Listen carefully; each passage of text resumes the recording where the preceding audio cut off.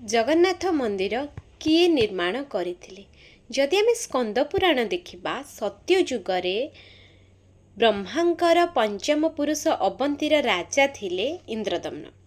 से जानिबाको पाइथिले जे नीलगिरी ठारे प्रभु नीलमाधव पूजा पाउछन्ति आ तांको पूजा करूछन्ति किए से ना सबर विश्वावसु। से तांकर पुरोहित र भाई विद्यापति को सेठाकू ठाब करबा पई पठाइथिले। विद्यापति आसीबा पाटरे तांकर भेट होइथिला सबर कन्या सबर विश्वावसुंकर कन्या ललिता संगरे। सही समय रे पूजा सारी विश्वावसु घर को फेरुथिले। से यह जानी पारी विद्यापति को तांको कुटीर को नैथिले।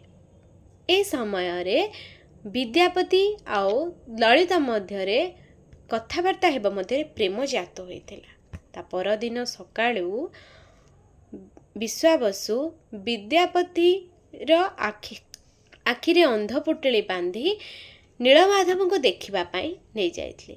किंतु एहा जानी पारी ललिता विद्यापति वस्त्र रे किछि सोरिष बांधी देथिले, जोठा कि इंगित करि पारिबो पर मुहूर्त रे नीलमाधव केउठी अछंती।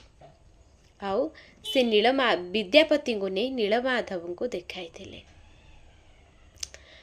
तापरे सेठारु आसी विद्यापति आउ ललिता मध्यर संपर्क जानी से ब्राह्मण विद्यापति सांगरे निजर कन्या ललिता को विवाह कराइथिले, जोठा कि प्रथम ब्राह्मण आउ सबरर मिलन होइथिला।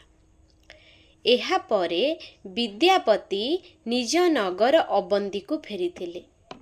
तापरे राजा इंद्रदम्न नारद आउ विद्यापति जाइथिले नीलमाधव को देखिबा पाई। सेही सोरिष गछ को इंगित करी से सेठाको जाइथिले, जो ठारे कि नीलमाधव अदृश्य होई जाइथिले।